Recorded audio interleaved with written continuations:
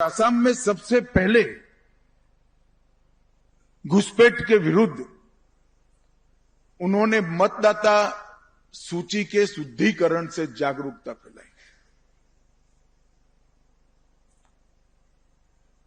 मतदाता सूचियों का सघन जांच उनके मुख्यमंत्री काल में हुआ। 126 में से 70 विधानसभाओं के मतदाता सूचियों की जांच हुई और उस जमाने में इतने संसाधन और इलेक्ट्रोल रोल कंप्यूटराइज न होने के बावजूद 36,780 अवैध घुसपैठियों को मतदाता सूची से बाहर निकालने का काम गुलाब बरबोरा ने।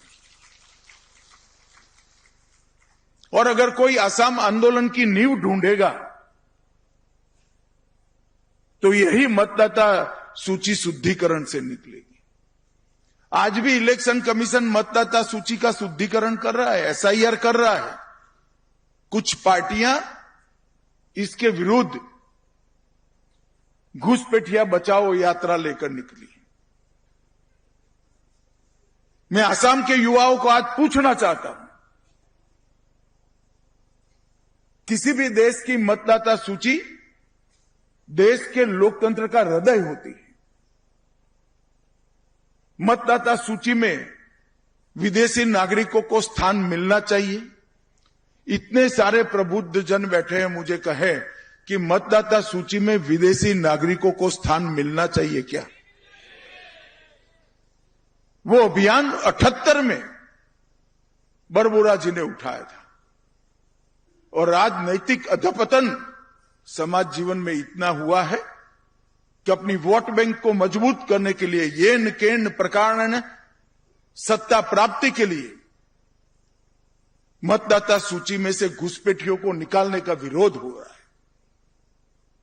आज शायद गुलाब बरबोरा जी होते तो कितने भी विरोध होते, इसके खिलाफ रोड पर उतरकर इसका विरोध जरूर करते।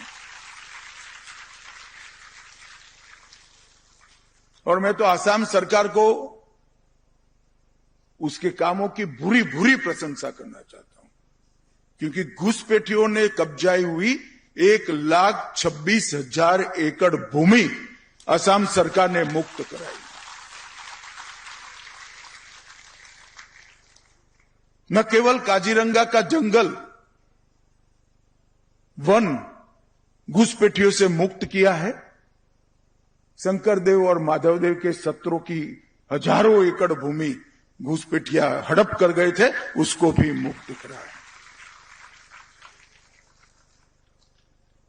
और 15 अगस्त 2025 को नरेंद्र मोदी जी ने गुलाब बरबोरा के सिद्धांत पर ही एक high power demography changes mission बनाने की घोषणा की।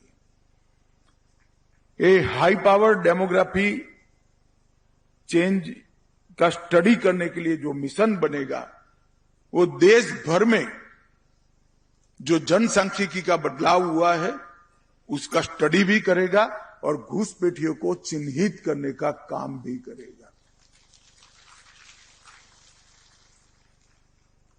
वर्तमान असम सरकार ने घुसपैठिया विरुद्ध जो कार्यवाही की है वो बहुत